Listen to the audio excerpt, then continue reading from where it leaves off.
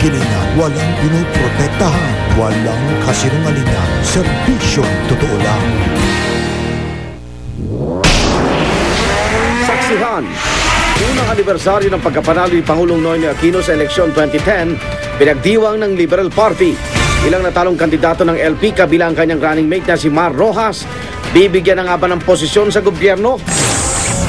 Matapos pagdibay ng Sandigan Bayan ng plea bargain agreement ng Ombudsman at ni dating AFP Comptroller Carlos Garcia, Pangulo Aquino inatasan ng kanyang legal team na pag-aralan ang susunod na legal na hakbang. House Committee on Labor and Employment ipagpapatuloy ang deliberasyon para sa panukalang 125 peso legislated wage hike.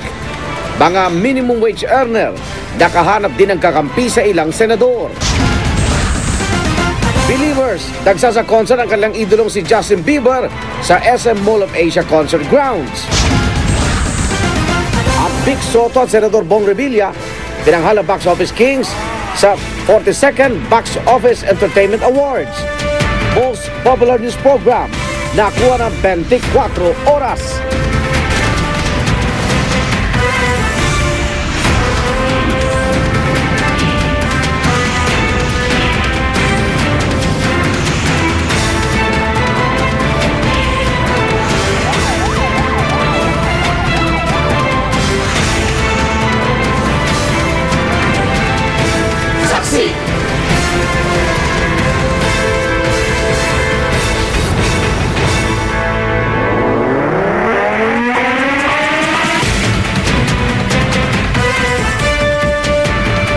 Pinangunahan ni Pangulong Noynoy Aquino ang Fellowship Night ng Liberal Party at pagdiriwang na rin ang unang anibersaryo ng kanyang pagkapanalo noong eleksyon 2010. At sa talumpati ng Pangulo sa harap ng mga kapartido, special mention ang running mate na si Mar Rojas na usap-usapang mabibigyan ng posisyon sa gobyerno. Live mula sa Quezon City, saksi si Salima Refra. Salima. Vicky Igan, sa kabila ng anunsyo mabibigyan na ng posisyon sa gobyerno si Liberal Party President Mar Rojas, wala naging opisyal na pahayag si Pangulong Noynoy Aquino ukol dito o sa iba pang miyembro ng partido sa naganap na Fellowship Night ng Liberal Party dito sa Quezon City. Mag-aalas 8 ng gabi nang dumating si Pangulong Aquino dito sa Fellowship Night ng Liberal Party. Nauna nang dumating ang iba pang miyembro ng Liberal Party tulad ni Senator Kiko Pangilinan at Manila Mayor Alfredo Lim. Namataan din sina House Deputy Speaker Erin Tanyada, mag-amang kongresistang sina Rodolfo at Rufy Biason at Mayor Herbert Bautista ng Quezon City. Sa naging talumpati ng Pangulo, hinigayat daw nito mga miyembro ng LP na magkapit-bisig tungo sa pagtahak ng pamahalaan sa tuwid na landas. Special mention sa nasabing talumpati si LP President Mar Rojas. Na-mention niya si Senator Mar na tumutulong sa kanya, na successful yung mga pinapagawa sa kanya. Wala naman siyang definite na announcement about his possible position in the government. Tinalakay din ng Pangulo ang pagpapaliban ng ARMM elections. Pero wala naging anunsyo ang Pangulo sa mga bagong appointments kahit eksaktong 1 taon na matapos ang eleksyon. Magugunit ang 1 taon ng election ban sa mga natalong kandidato bago makabalik sa pamahalaan. Si Rojas, bagamat inaming wala pang tunay na pag-uusap sa Pangulo tungkol sa anumang posisyon, sinabi namang bukas siya sa pagbabalik sa serbisyo publiko. Kahit anong iutos, ngayon nga bilang pribado ay nakita niyo naman na may mga kuminsan-minsan ay mga pinapa-assign siya. So tulad nun sa Taiwan at iba pa. So handa naman po tayo tumulong. Vicky Igan, higit 1 oras na natili sa pagtitipon ng Pangulo. Umalis din ito pasado alas 9 ng gabi. Live mula dito sa Quezon City, ako si Salima Refra ng inyong saksi. Isang araw matapos pagtibay ng Sandigan Bayan ng plea bargain agreement ng Office of the Ombudsman at dating AFP Comptroller Carlos Garcia, inatasan ni Pangulong Noynoy Aquino ang legal team ng gabinete na pag-aralan ang dapat maging hakbang kaugnay nito. Tuloy naman ang protesta ng ilang grupo bilang pagkondena sa desisyon ng Anti-Graft Court. Saksi si Jam, si Sante. Hindi lang ingay kundi itsura ng palengke ang dinala sa harapan ng Sandigan Bayan na nagprotestang grupong akbayan. Tutal nila, Parang tawaran lang sa palengke ang ginawang pag-aproba ng Sandigan Bayan sa plea bargain agreement ng Ombudsman at ni retired Major General Carlos Garcia. Kaya naibaba sa indirect bribery na lang at paglabag sa Anti-Money Laundering Act ang kanyang kaso mula sa non-bailable na plunder. Pinag-aaralan po namin sa Akbayan maghain ng kaso laban sa mga kinaukulang justices na naglabas ng ganitong klaseng desisyon. At ang aming pinag-aaralang ground ay yung paglabas nila di umano ng isang unjust na interlocutory order. We are bound by the evidence on record and by the whatever is already presented before the court. Nakatali na kami doon. Mismong si Pangulong Noynoy Aquino, pinuna ang plea bargaining agreement sa pagitan ng Ombudsman at ni Garcia na inaprobahan ng Sandigan Bayan. Personally, paano kaya naka-arrive ng decision na ganito ang Sandigan Bayan? Para bang nasa vacuum sila? Parang hindi ba na napakinggan lahat ng na-unearthed na testimony, for instance, sa Senate? Hindi ba yung special prosecutor na mismo nagsabing, kung alam lang namin ito, ebidensyang to. No? Hindi na namin isinulong yung plea bargain, allegedly. Paano ka naman hindi magugulat sa nangyaring desisyon? Kaya naman agad niyang inutusan sina Executive Secretary Jojo Ochoa, Justice Secretary Laila De Lima at Solicitor General Joel Cadiz na pag-aralan ang susunod nilang hakbang. Sa pulong ngayon lang hapon, napagkasundoan ni De Lima at Cadiz na maghain muna sila ng motion for reconsideration sa Sandigan Bayan bago matapos ang 15 araw na laan para maihain ito. We feel that there are really good grounds to seek reconsideration, including the issue on the personality of the Office of the Solicitor General to move for intervention. The rules state that we must exhaust remedies first, and you are only allowed to skirt that kind of rule under exceptional circumstance. Pero kung ibabasura raw muli ng Sandigan Bayan ang apela ng Solicitor General, tiyak na raw na iaangat nila ang kaso sa Korte Suprema. Ako si Jam Susante, ang inyong saksi. Samantala, matapos bigong makakuha ng aumento sa sahod mula sa Regional Wage Board ng Metro Manila, lumalakas naman ang suporta para sa 125 pesos legislated wage hike ng mga manggagawa. Ang House Committee on Labor itutuloy daw ang deliberasyon ukol dito. Saksi si John Consulta. Hindi lang daw ang sobrang liit ng pinagkaloob na 22 pesos cost of living allowance sa minimum wage earners ng Metro Manila ang ipinag-iingay kanina ng may 200 miyembro ng Bukluran ng Manggagawang Pilipino. Ang mas pinangangamba nila ang panganib na di ito maramdaman ng maraming minimum wage earners dahil pwede namang humingi ng exemptions ang maliliit na negosyo.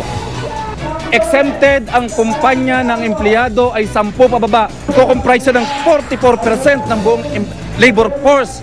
Kaya agad exempted yung 44% ng mga manggagawa. The provision of the wage order is very clear. They have to ask for an exemption. And the National Wages and Productivity Commission may or may not grant the petition for exemption. Pero sa Senado, nakahanap ng kakampi ang mga manggagawa. Yung 22 pesos cola na ilinabas nila ay sampal sa mukha ng mga manggagawa. Yan po ay napaka-insulto sa kanila. At hindi pa nga kasa pambili ng 1 kilong bigas yan. Pampalay po yan, hindi pambigas. So sana po iangat po nila yung 22 pesos na yan. Gawin nila 50 at the very least. Tingin ko dapat pag-usapan natin sa legislatura yan.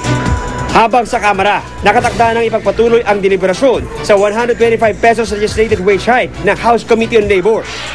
Ito'y pag-uusapan, siguradong ito'y pagdedebatihan ng maigi. Nang sa ganun ay bago ito maipasa, ay masisiguro na ito'y dumaan sa maayos na proseso. At ako'y umaasa rin na sana'y mapagkatawag na ng meeting ang aming chairman. Naiintindihan ng palasyo na maliit ang dagdag sa take-home pay ng mga manggagawa bukod pa sa hindi talaga ito aumento kundi allowance lang.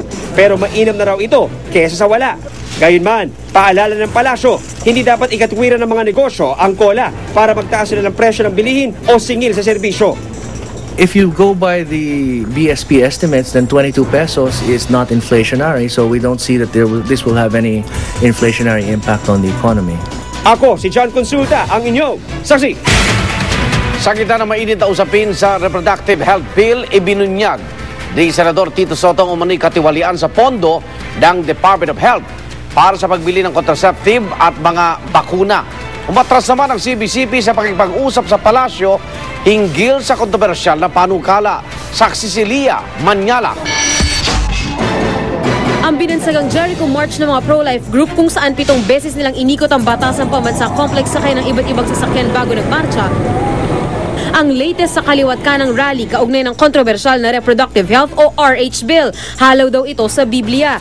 Utos ng Diyos, 7 beses paliligiran ang isang lugar, during that time it was Jericho. Pero ayon kay Senate Majority Floor Leader Tito Soto, bago pa pag-awayan kung dapat bang ipasa ang batas o hindi, dapat ay silipin muna ang pondong kukunan ng panggastos ng reproductive health bill kung maipasa ang Family Health Program Fund ng Department of Health. Sa ngayon, bukod sa mga bakuna sa mga sanggol, pinopondohan na raw nito ang mga contraceptives na pinamamahagi ng pamahalaan tulad ng pills, gayon din ang mga kondom. Everything looks well and good up to this point. Except, Mr. President, when I started my inquiries to our LGUs, whether they received the money, to my astonishment, the answer is no. Ibinulgar niya sa kanyang privilege speech na sa daan-daang milyong pondo nito noong 2008 at 2009 at mahigit 1 bilyong pondo noong 2010. Ni isang kusing ay wala raw natanggap na pondo ang 16 na rehiyon sa bansa. Kinokolekta na ngayon ni Soto ang mga certification mula sa mga budget officer ng iba't ibang LGU sa bansa. There is corruption in the way the family health program is being implemented. Now, an RH bill that has that and uses this exact the same fundings will be a promotion of the corruption. So siguro dapat addressin muna natin to bago pa natin pagdebatihan yung whether there is population explosion or not. Pero paliwanag ni dating Health Secretary Esperanza Cabral, may mga sinusunod na batayan bago mabigyan ng pondo ang isang local government unit na dapat munang balikan kung nasunod. Ang CBCP naman, ipinarating na ang pagbitaw nito sa pakikipagdialogo sa palasyo sa pamamagitan ng isang sulat na personal pang inihatid ni Monsignor Juanito Figura kanina. Wala nang nakita ang dahilan ng mga obispo na ipagpatuloy ang dialogue is because President Aquino himself has already declared publicly his intention to implement his 5-point responsible parenthood agenda. Yung House Bill 4244 o ang RH Bill at yung 5-point agenda ng Presidente Aquino are basically the same. The Catholic Church has unilaterally taken itself out of the public debate. Unfortunately, we in fact told them that our lines are still open if you decide to discuss things with us. Ako si Lia Manyalak, ang inyong saksi.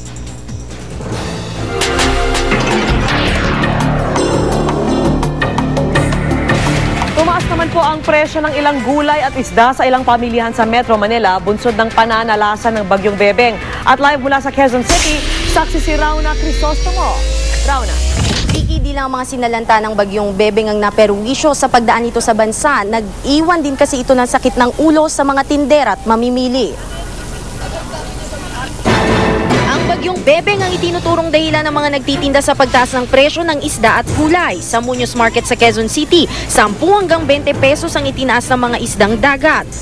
Ahirapan daw kasi ang paghuli ng mga isda tuwing umuulan at may bagyo. Pero ang bangus naman na produktong fish pond, di gumalaw ang presyo. Tinamaan din ang presyo ng mga gulay, lalo na ang mga madadahong gulay na karaniwang nasisira ng bagyo. Kakaunti raw kasi ang supply ng gulay mula norte, kaya't walang magawa ang mga tindera, kundi itaas ang presyo. Pero tumaas man ang presyo, ang mga nagtitinda, kamot ulo rin sa matumal nilang benta. May na ang benta. Nakakain lang Oo, dahil mataas. Mahirap magbenta kayo, matumal. Matumal ngayon eh. Lalo lang, tinan mo, bagsakan ng presyo. Kukunin namin ng mahal, bagsak presyo na. Tiis at pagtitipid naman ang tanging reaksyon ng mga mamimili. Maski mataas, siyempre, binabudget na lang ang pera para magkasya sa pang-araw-araw. Dahil kailangan ko maggulay tulad ko, buntis, kailangan talaga ng gulay. So kahit mataas? Maliban sa manok, di naman gumalaw ang presyo ng karneng baka at baboy. Pero di nagtatapos sa pamimili ang kalbaryo ng mga mamimili. Ang LPG kasi ng Shell, nagmahal ng piso kada kilogramo. Pero wala naman daw itong kinalaman sa dumaang bagyo. Gayunman, nag-rollback naman ng LPG Marketers Association ng 50 sentimo kada kilogramo. Vicky, sa pagganda ng panahon, umaasa rin ang mga mamimili tindera na maging maganda muli ang presyo ng mga bilihin. At live mula rito sa Quezon City, ako si Rauna Crisostomo, ang inyong saksi.